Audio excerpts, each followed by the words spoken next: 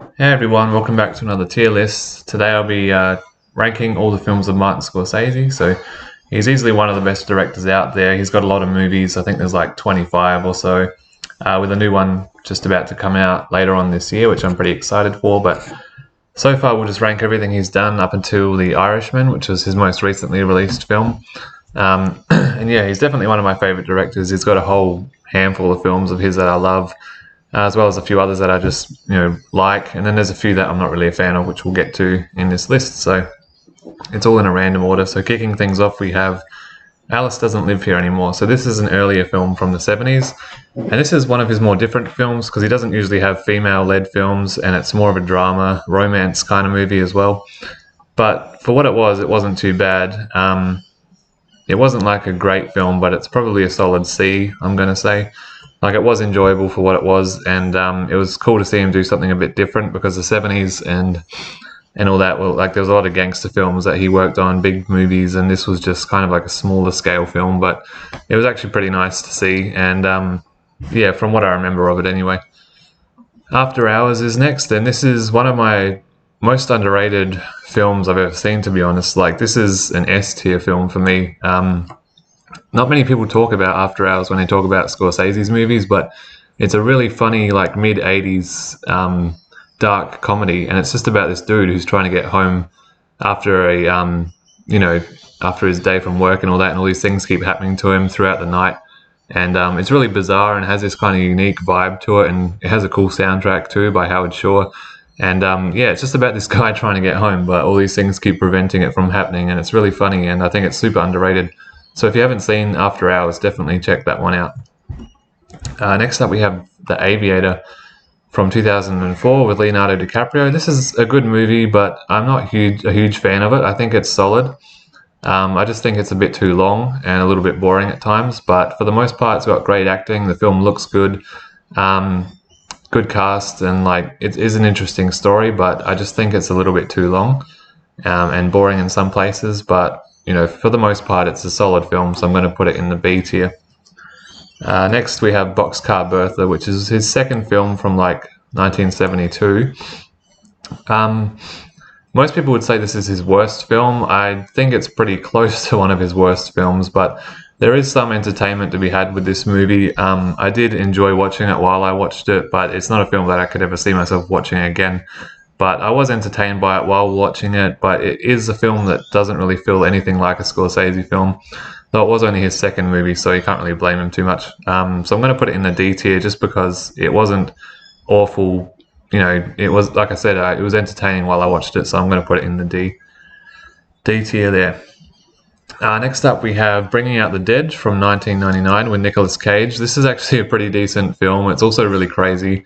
I rewatched this just the other day because I hadn't seen it in a long time, and yeah, really enjoyed it again. It's probably on the B tier, just behind The Aviator, though. It's not as big or epic scale as that, but it is cool to see Scorsese kind of coming back and doing a midnight New York film again.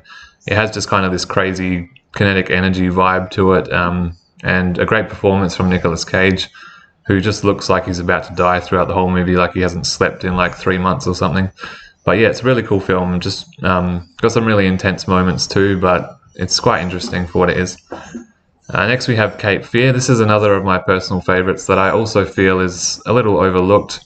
Yeah, I'll probably even put that above After Hours. I recently rewatched this film too because it's just so entertaining, and it's one of the movies that you can just rewatch because of how entertaining and over the top and fun that it is. It was also shot in a really unique kind of way where everything looks kind of sped up and kind of just anxiety inducing, almost, like the camera angles and the quick pans and shots like that. The musical score is fantastic. It kind of reminds you of an old Hitchcock film from the 40s or 50s. And yeah, all the performances are great. Robert De Niro is really hamming it up here and just doing a crazy over the top performance as Max Cady. But yeah, it's just such a fun film. I believe Spielberg was supposed to direct it originally, but he swapped with Scorsese, who was going to do Schindler's List. So they swapped films, so that's pretty interesting. They both ended up making great movies out of them. So yeah, Cape Fear is one of my favorites. Juliette Lewis was really good in it too, one of her earlier performances. So yeah, next we have Casino. I'm going to go through these pretty quickly because there's a lot to go through, but Casino is another one of my favorites, and it's another S tier for me. It's like top three Scorsese films. A lot of people don't like it as much as Goodfellas, or they think it's just a rehash of Goodfellas, but I think it's actually better, in my opinion. I prefer, it feels like a bigger, more operatic kind of film, and I prefer the setting of Las Vegas with all the casinos and things like that. I think it's a better film overall, in my opinion. Next up, we go from one of his best films to one of his worst. So The Color of Money is just an outright bad film, in my opinion. I'm not a fan of this movie at all. I know some people like it, but there's nothing at all that I liked about this film from memory. Tom Cruise was just annoying. It's just a movie about pool, like playing games of pool and that, and I don't know, it just didn't capture my attention. Like, it was obviously well shot and stuff like that, but I'm going to put it in the F tier because I've never had the desire to rewatch the film or even felt entertained by it while I watched it the first time, so I'm going to put it down in the bottom. The Departed, however, is another great film, so this is another one straight up in the S tier. DiCaprio, Mark Wahlberg, Matt Damon, Jack Nicholson, everyone's like at the top of their game here. It's a really great kind of crime thriller drama film, like his kind of gangster films from the 70s and 90s, but in a more modern kind of era, and it's really well done. I really enjoyed that film. Gangs of New York is a movie that I used to love like so much. This would have been at the top of the S tier, like if you asked me 10 years ago. And I haven't watched it in quite some time, but coming to think about it a lot more lately, I think it's more of an A tier. I think it's a solid film still. I just don't think it's as high quality as the other films I have in the S tier. Again, you've got DiCaprio here. This was the first time he worked with Scorsese. You've also got Daniel Day-Lewis, who was fantastic in the movie. Cameron Diaz was in the film. She's not as good as those other two, but you know, when you're working with those actors, like, I think she still did pretty good for her kind of performance. But it is a good movie, great soundtrack. It looks fantastic, and I actually really want to check it out again sometime soon. Next up, we have Goodfellas. Of course, this is another S tier film. However, I'm going to put it behind all these films. I know that some people will be annoyed by that because it's usually considered his, you know, first or second best film, up there with Taxi Driver, but I do really like it, obviously in S tier, but I don't think it's as good as Casino or these other films I have up there. It's super entertaining and heaps of fun, but I don't know, there's just something about it that I know I can't bring it up to have it as high as most people seem to on their lists, but don't get me wrong, it's still a great movie. Hugo is another really good film. This is a solid A. I'm going to say it's pretty entertaining. It's a really good kids film or family film. I think it's pretty much the only Scorsese movie that he's made directed at kids or young kids, and not young kids, but you know, like early teens or 9, 10, 11, 12, that kind of age. But it is a really good film all round, and adults can watch it and enjoy it too. As I said, it's in the A tier, so I enjoy it quite a bit. And I watched it with my kids a while ago, and everyone seems to really like it, so I'm going to keep it there. The Irishman, this is his most recently released film, up till his new movie Killers of the Flower Moon, which is going to come out I think in October, so I'm pretty keen for that. But this movie was really good too. It's like 3.5 hours long, so it's super long. It's easily his longest film, but it was actually really entertaining the whole time, and I really like it quite a lot. So I don't think it's an S tier film, but I think I like it probably on par with like Gangs of New York, so I'm going to put it in the A. De Niro, Pacino, you know, Joe Pesci was back here, so it was a really good film. And for a movie to be not boring for 3.5 hours and like be entertaining pretty much the whole time, it's doing its job well, so easily an A. The King of Comedy is a good film. It's another mid-80s comedy that he did. I don't like it as much as After Hours, but I still think it's a solid film. I'm going to put it in the B tier between these two.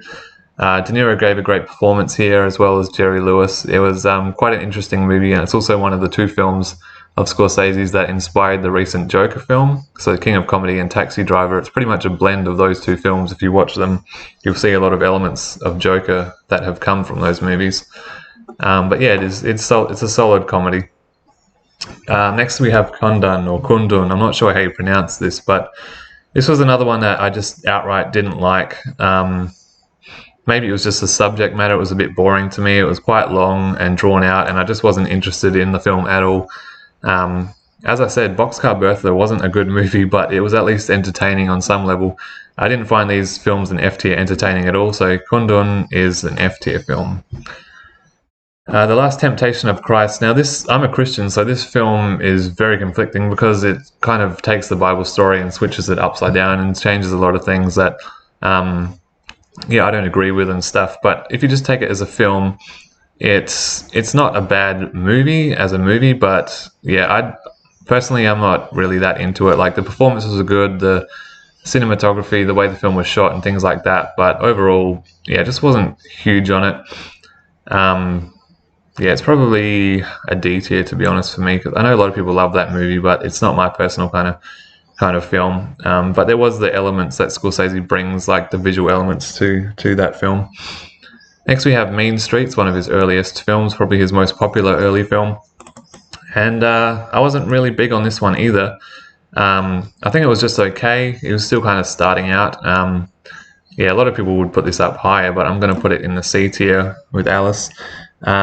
I probably need to rewatch it again though, because it has been a long time. New York, New York is next, and that's another one I'm going to throw in the C. I think it's cool that he jumped out of his kind of usual area of comfort here to make like a musical, even though it's still set in New York. It is a musical and a romance, and has Robert De Niro again. I think it's a bit overlong though and convoluted, and it's kind of like this big bombastic musical, but there's no intimacy really to it. It's just kind of all in your face, and yeah, I wasn't huge on it, and it's too long as well. Raging Bull is a classic.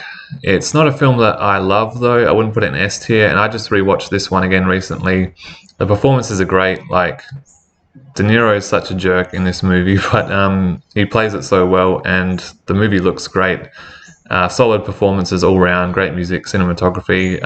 It's not a super entertaining movie, in my opinion, but it at least deserves to be in the B tier, I think, because it's such a classic, and it is a good movie, but it's just not a great movie, as some people would probably call it. So we have Shutter Island next. This is a psychological thriller. So he doesn't do too many of these kind of films where it's a thriller, but I mean, like, when he does it, it works kind of well, like with Cape Fear and stuff. But this is more of a straightforward psychological thriller without all the over-the-top humor and stuff. So it really works well, and I think it's the first Scorsese film I ever saw. But it's another S tier film for me.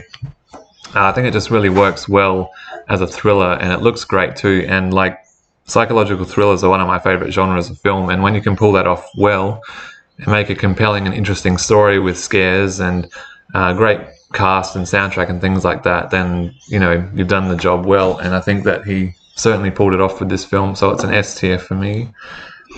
Next up, we have Silence, another one that I rewatched again recently. This film is pretty good, though it is a bit overlong and boring at times. It's a solid B tier though, I'm going to say. Where would I put it? I might put it at the top of the B tier. It is a good film. I just think it's a little bit too long, and I think it gets a bit boring.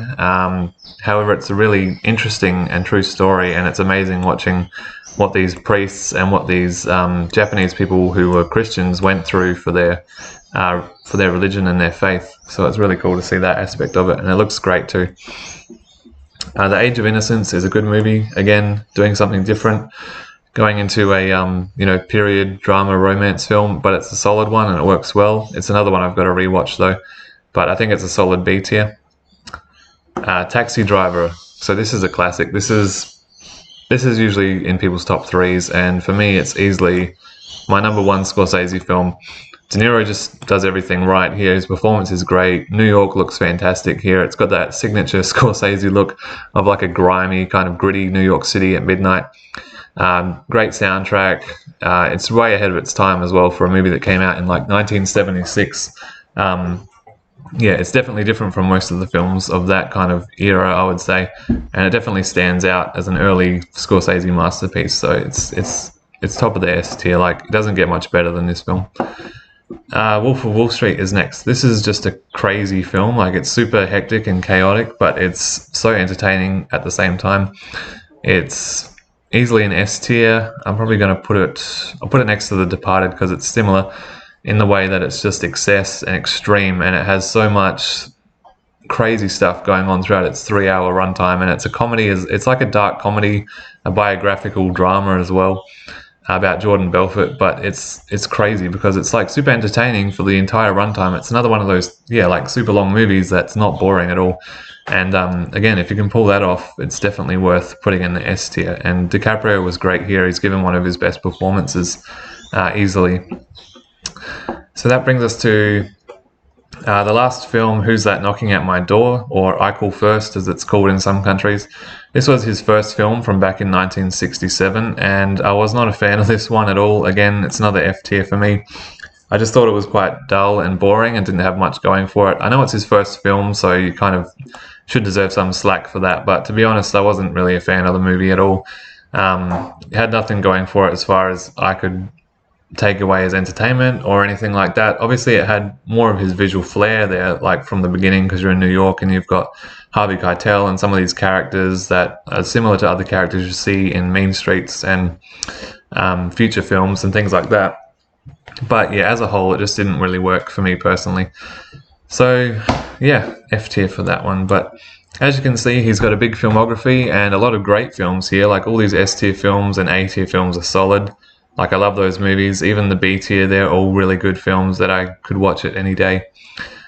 C tiers are okay, but anything below that's pretty average. So yeah, let me know your lists in the bottom, guys, in the comments if you have seen all of these or whichever ones you've seen. And yeah, if you've seen the new Killers of the Flower Moon, tell me what you thought of it, and hopefully I'll be able to see it soon, as it just had its Cannes premiere. But yeah, really looking forward to that one and whatever he's able to do next. So thanks for watching, guys. Please subscribe, and I'll see you in my next video. Bye.